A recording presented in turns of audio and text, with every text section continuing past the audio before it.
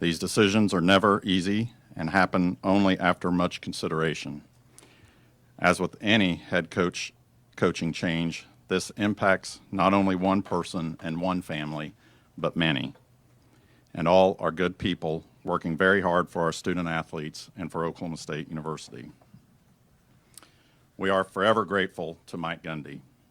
Between his playing days as quarterback for the Cowboys and his years as coach, he has spent over half his life at OSU. He has raised his family here in Stillwater. He is a Cowboy.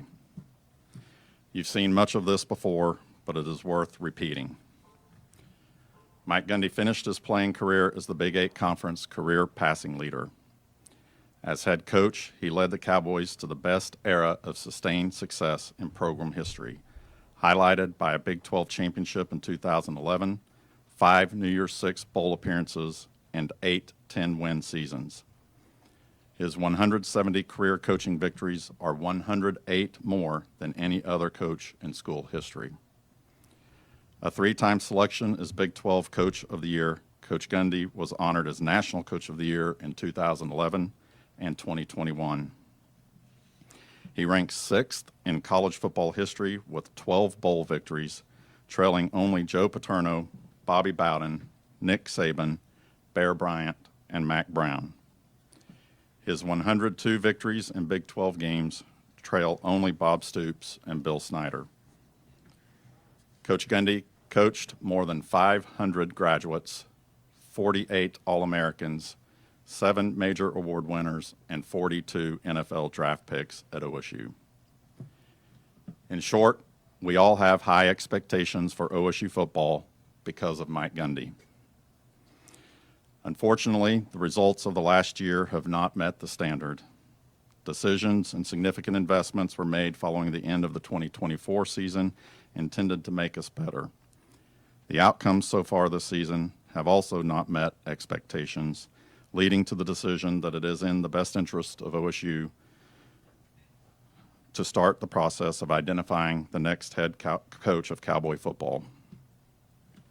It is the athletic director's primary job to make tough decisions like this. Knowing this choice has broad implications for the entire institution, I have had lengthy discussions with President Hess, and we are of one mind and in lockstep in this decision. I'm grateful for his support. I'm also grateful to Doug Meacham for agreeing to be the interim coach during this period, and I'm grateful to Rob Glass for agreeing to lead the administrative duties of Cowboy football so Coach Meacham can focus on our student athletes and the team.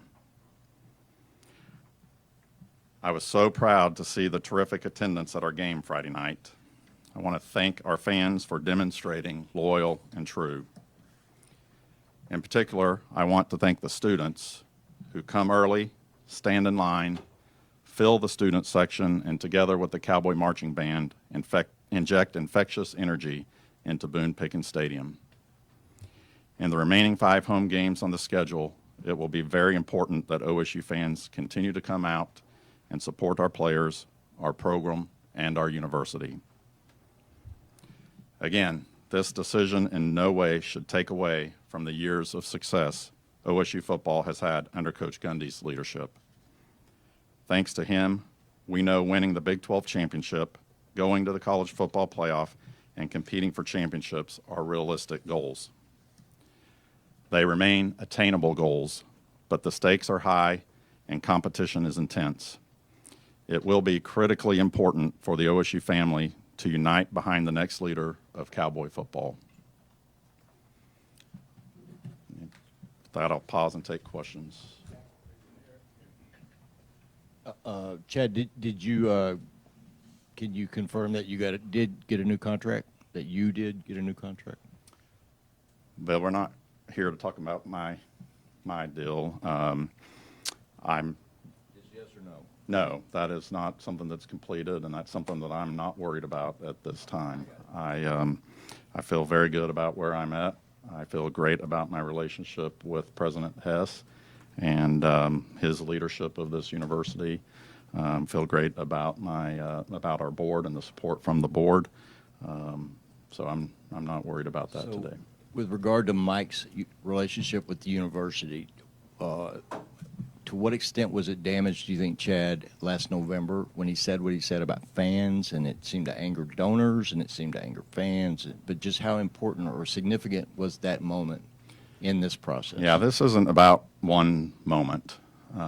If we were stacking up moments, right, there's a whole lot of moments that are in the good category, but this is about the bigger picture, and absolutely, our donors and our fans are critically important. That's true all the time, and it's more important now than it ever has been. But this was not about one moment. Chad, two questions. Kind of piggybacking off of that, when did you know that there had been enough moments that this was the decision you'd ultimately have to make? Yeah,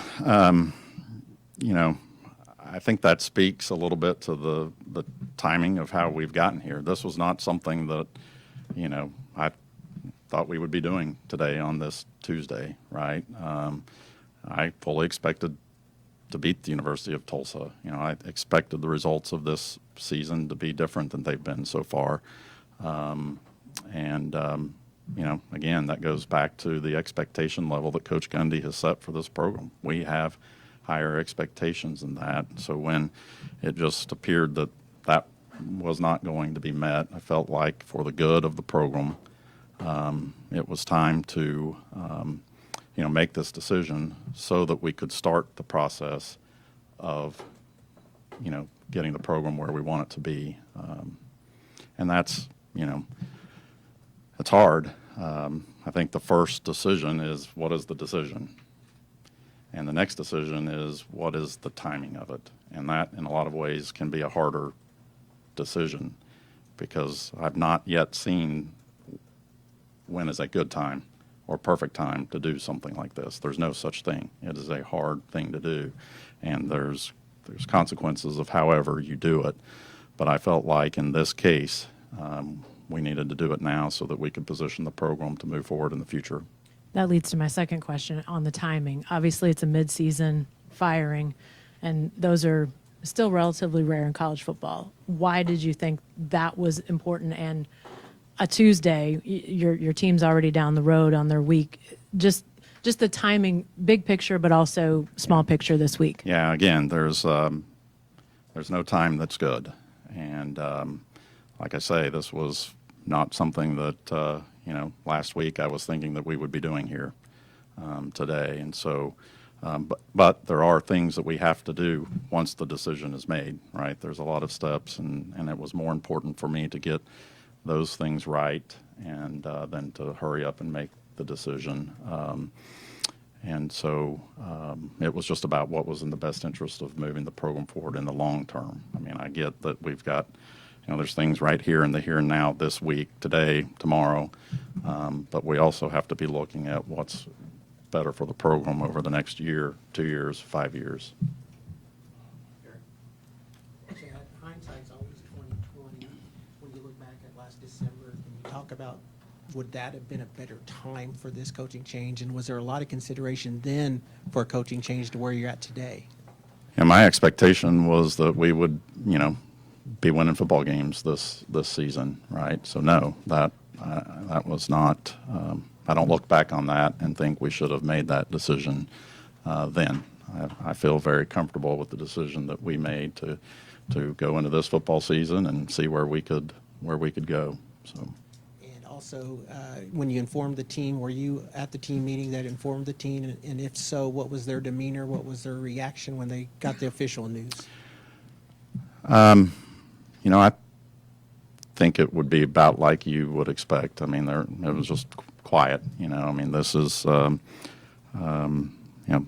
some cases, I'm sure it's the first time that most of those players have been through anything like this, and I get that, right? I'm very sensitive to that, and so my main message to them is, look, there is, first of all, there's nobody in this room that this is their fault, right? And but there are a lot of people here at OSU that are here for you, and your coaches, the staff here. So, I feel really good about the support that we have around them, and they're here to play football, and that has not changed. You know, they get to go to practice this afternoon. They've got a game this weekend, and that's what we want them to do. And want them to have fun doing it. Want them to compete, and I think that's our expectation. Yeah, Chad, regardless of contract status, have you been charged with finding the next coach? I mean, is that you said it's what Yes. your number one priority Yes. now is finding the next coach? Yes. What are you looking for? What are your priorities? What, when you make your list of what you're looking for, what's on that list? Yeah, that's a good question. We'll have the opportunity, I think, to get into that later. I don't really want to spend a lot of time on that. I mean, to Jenny's point, I think football, the game, has changed, and so I think that as we have discussions with potential candidates for our football coaching search, I'm going to be interested in hearing how they see building the program, building the vision for how they establish a winning program. Look, we've proven that we can win here. Again, that goes back to the success that we have had under Coach Gundy. We've proven that we have a lot of success, a lot of support for this program. The ingredients are here, and I feel very, very confident about that. I know that I will be able to talk about that with any coaching candidates.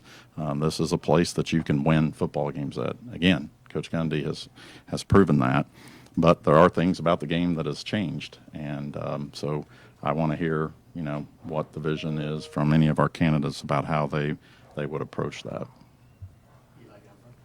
Chad, as far as Friday night, it's been 4 days since then. What played out from that point to Mike Gundy speaking yesterday, still in this job, to this morning, things changing? What transpired over those 4 days? I'm sorry, say that again. What transpired in the 4 days since Tulsa that led us to here, and how was the news delivered to Coach Gundy? Well, I met with Coach Gundy this morning, and I'm not going to get into details of that conversation. I feel like that's between he and I, as I would feel that way about anyone.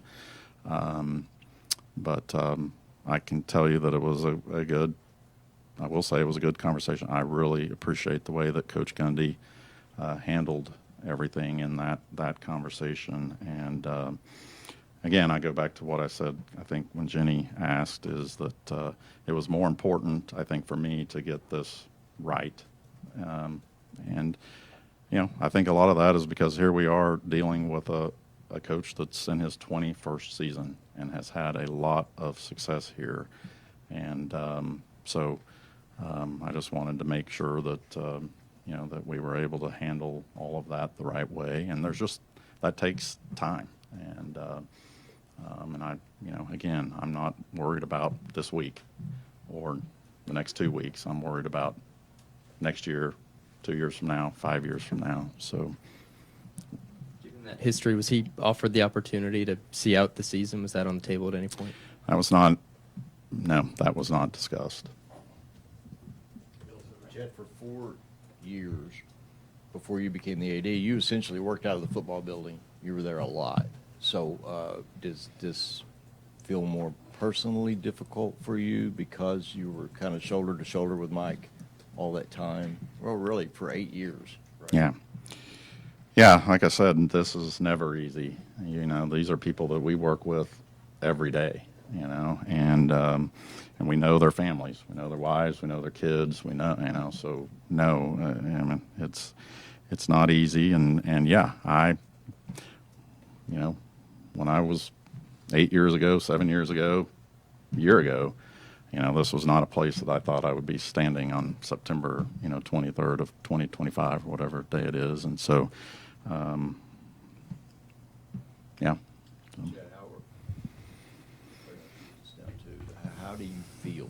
I mean, you're still only a few weeks removed from massive surgery. So Yeah. how are you doing in that regard? Yeah, I'm doing good. I feel good. I feel blessed that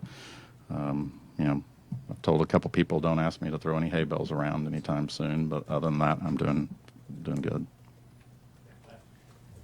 So in the last 12 to 18-ish months, obviously the atmosphere of the game has changed drastically in college football. Mike Gundy referred to a lack of NIL funds on a few occasions in that time frame, maybe using that as the reason for not being able to compete at the highest level like we've been used to for his entire tenure.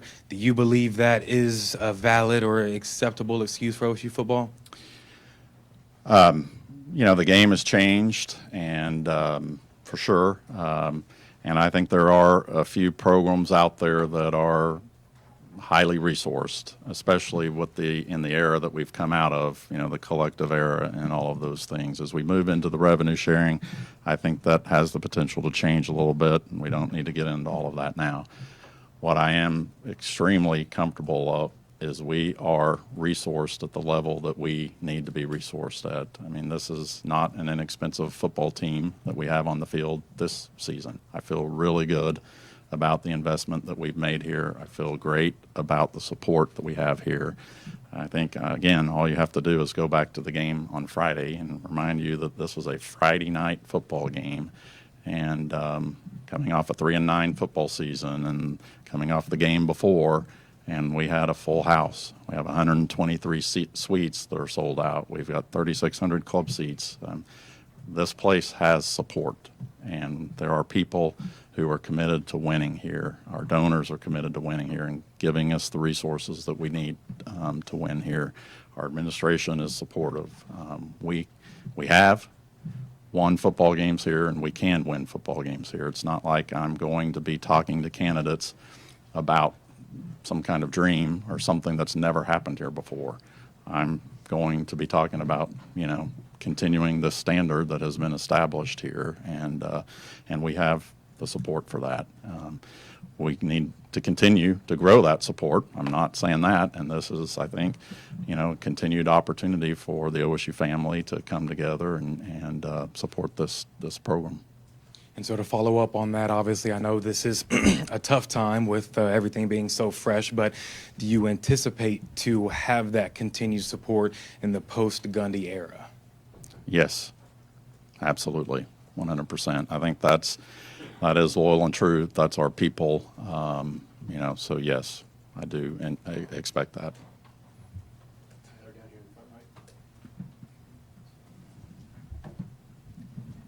Hey, Chad. Before the 2024 season, you just speaking to what Gundy accomplished, you mentioned that throughout your tenure, you felt confident OSU is far above the cut line in terms of, that's what you called it, the big picture of college football. Do you feel like in the last year and a half, the margin y'all had above that cut line has shrunk, and does that make this search now even more critical? So I believe that we are in a window of time here that is critical. Television contracts for conferences will be coming up in the next 5 years, and that has typically been the trigger for conference realignment. And so I think we are in a critical period. And I think winning is a big part of setting yourself up for success in whatever happens, right? And so it is important that we get back to the standard of Cowboy football. It's important that we make a really good decision with the hire, and it's important that we get behind him and support him at a level that he can be successful with this program. Just to follow up, because of all of that happening, just the changes in college athletics overall, does that make a decision like this maybe have to happen faster than it would have a couple years ago? Yeah, and I think Jenny may have asked that question before too. I mean, in that, these are new times. I don't know if they're unprecedented times or whatever, but as the game changes, right, and all the rules around the game and the when the portal's open and all those things, I think those do have an impact on some of these types of decisions. I mean, you all are aware we're not the first school that has a coaching opening this season. So, yes, 10 or 15 years ago, this would have been highly unusual, but we're not playing under the rules that we had 10 or 15 years ago. So we have to adjust to all of the different intangibles or the different things that you've brought up. So. That being said, Chad, with the midseason, I mean, it's obviously been forever since you guys have hired a football coach, and not in midseason. I don't know if ever that's happened. So what's your hope and expectation of timing and how this might work? Because obviously you're going to be looking primarily at candidates that would be coaching. So when would you like to have someone in place, and how could they operate even though they might still be employed elsewhere? Right. Yeah, I think that virtually everyone that we'll be looking at is going to be coaching, and but I think that what this does is it allows us to be in a good position for moving as soon as they are finished with their coaching, but also helps us be able to lay a lot of groundwork about our program again and get it ready for success, answer those questions that any candidates may have about our program. So that's what we'll be doing over the course of these next few weeks.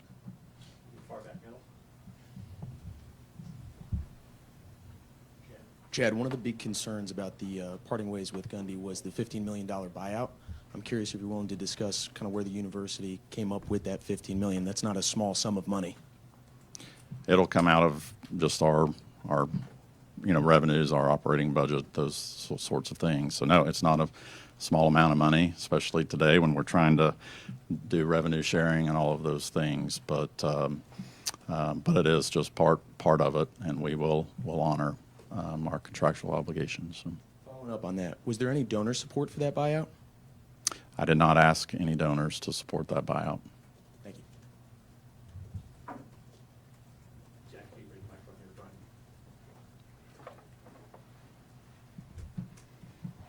Chad, I'm curious, your message to OSU fans, many of which would agree with your decision today, many of which would not. Yeah, and I understand that, and that's the case with almost every decision I make, right? And so that just comes with the territory. I think the message is, regardless of what you think about the decision, regardless of what you think about me, that's not what it's about. This is about the program. It's about the university. And if you love OSU and you love Cowboy football, then we need you behind it. That is what makes it successful, is we have to have the family come together and align and get behind this program. And there's lots of ways to voice your disagreements with me or my decisions, and I'm always open to that, right? I'll listen to anybody that wants to give me their opinion. But I hope that we can take off the table not supporting this program, because I don't understand what good that does for anyone. And I don't believe that'll be the case. That this place. I mean, that's not how. Again, I just point back to our Friday night football game and that crowd. I think that is a great, perfect example of what this place is about. And so I think they'll be there. They'll be behind this team now and moving forward. Yeah, right here. You mentioned that this decision, you're not as concerned with the next week or 2 weeks. What is a realistic timeline for a new staff to be able to get this program to a level that you'd be happy with? I'm not going to put a time frame on it. I think that would be doing a disservice, to our next coach. That's something we can certainly talk about in the process, and something that he may want to address that question when he gets the opportunity to stand up here and do that. But I'm not ready to do that right now, and certainly not going to do that to him, whoever that is. So.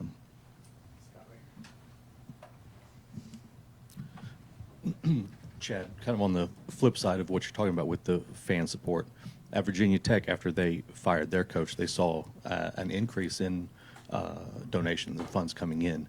Do you anticipate, do you have any feeling that something like that could happen? And it's not just as a slight to Coach Gundy, but right. Just the idea of a clean slate.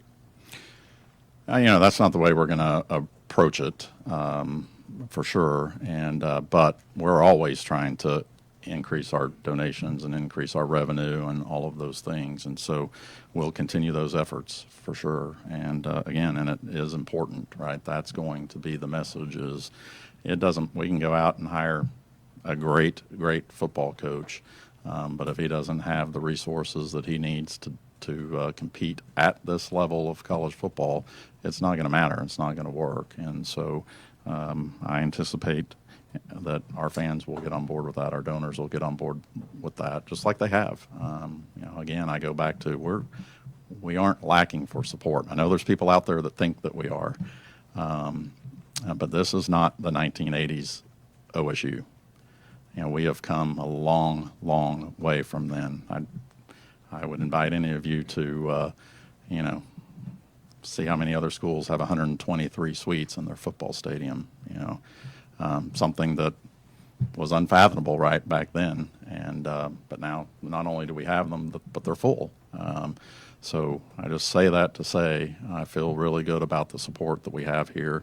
But it is the competition is intense. We're not the only school trying to win football games. We're not the only donor base that is supporting their program in order to do so.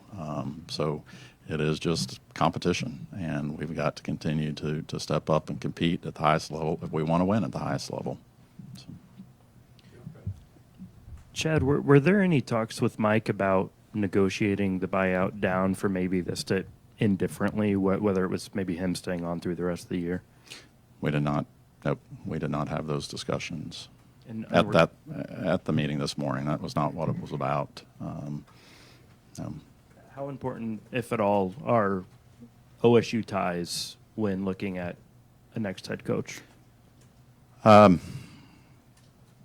can be a factor. I think, as it is probably at any school, it's not the only factor. I mean, we've had a lot of success here, right, with our alums, and Coach Gundy obviously being one of the best examples of that. But we've also had a lot of success here with non-alums, and so we will be looking for the best person for the job regardless of that. Seeing no more hands. Barry, down here in front. Mike's new staff had, I believe, multi-year contracts. What's the total price tag on the contract commitment that Yeah. you guys will? I'm not going to get into details of that, Barry, because I mean, I'm sure that's an open record somewhere. That's not what it's about. What I've asked that staff to do is, I mean, I get right that this is a disruption for them, and the most important thing to them, I'm sure, is their livelihood and their families.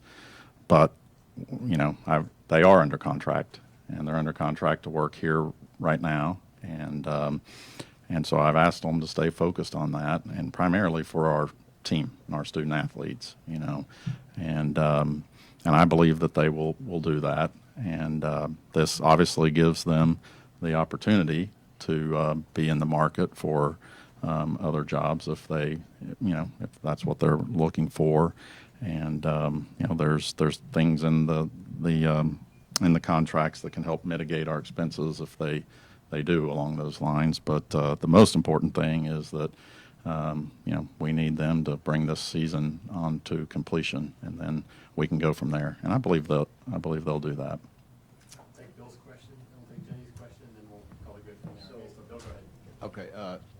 So it's been 25 years since the school had to hire a football coach. I mean, Mike was an automatic promotion same day that Les was introduced at LSU. Mike was introduced here. So I just wonder, and you're only a few months removed from the Steve Lutz search, but because this is football, I wonder is it an entirely different kind of search for you in terms of identifying candidates and vetting candidates and all that? Is it really going to be a different kind of process for you this time? No, I don't think it'll be different, significantly different in the way I want to run the search.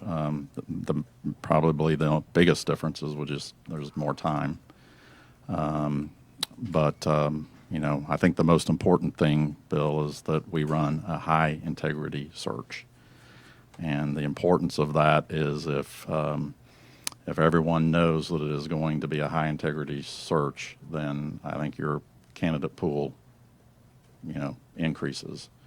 Because there's people out there that have jobs, and they may not want everyone to know that they have an interest in this job. And so we will run a high integrity search for that reason. I got two unrelated things for you, Chad. First, Doug and Rob in their roles. What do you think that'll look like? Obviously, it sounds like Doug will be more on the football side, but how will that look, sort of in your mind? I think the best way I can put it is, kind of everything in between the lines is going to be Coach Meacham, and everything outside the lines will be, Coach Glass's responsibility. So I think that's a great combination. I mean, obviously with Coach Glass, we have somebody that's been here for as long as Coach Gundy has been, knows the program inside and out, and I have a lot of trust in him. I think he's got trust among the entire football operations, and I think what that does is it allows Coach Meacham in this time to focus on the team and not be worrying about all the myriad of other things that's part of a football coach's duties and responsibilities these days, and it's enormous, right? All the moving parts that are involved with that. And so right now, because we are in the season and things are moving, I wanted to make it to where Coach Meacham could focus on the team, game planning for upcoming Baylor and Arizona next week and those kinds of things, and not be worried about all of the other moving parts. I think Coach Glass has that covered. You referenced earlier the fact that the TV contracts will be up in a few years and the importance of being where you want to be, stable footing for a conference realignment. But I'm wondering sort of more locally the importance of football being healthy for the overall athletic department, university. You kind of alluded to that in your opening comments, but just, I mean, what that importance is as you look at it more holistically as the athletic director.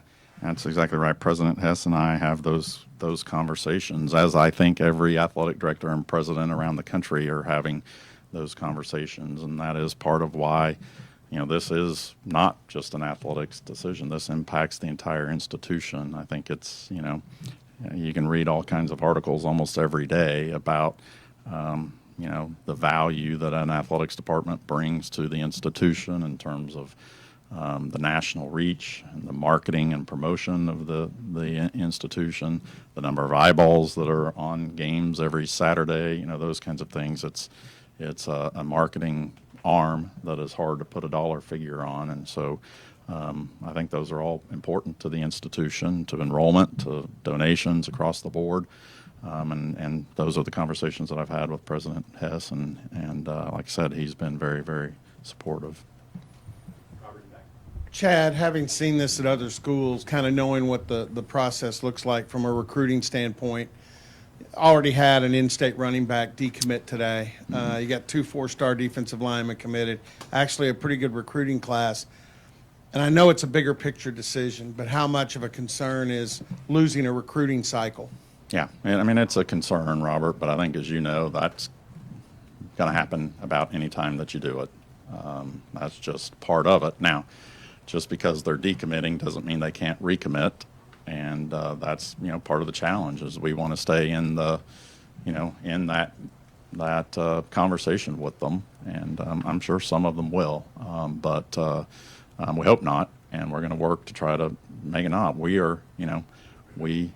I think what we would ask is just give us a little bit of time, wait and see what it is that we do, and then you can make that decision. Signing day in December. Are you looking to try and get something in place before that signing day? I'm aware of the timeline and all the implications of that, and so yes, that will all be in consideration, but not at the expense of getting who we think is the right coach for the long term. Gary, this will be the final question. Yeah, Chad, you actually had some viable options to be the interim head coach. Why'd you go with Doug? We had some conversation about that, and I think for a number of different reasons. But I felt like that he was, the person that by elevating him to that position would be sort of the least disruptive to all of the other positions. You know, if we were elevating someone else, I think it could create more moving parts than we already have. He is an alum, so he, I think, has an understanding of this place and the culture and the program, and so I think that was also a factor. So just one thing I will say is that, you know, we look forward to continuing to celebrate Coach Gundy and his accomplishments. There'll be a time and a place soon for that to happen here, and we will do those things. So we are very appreciative of everything that he has done for this place, for this university, and for this program. So, thank you.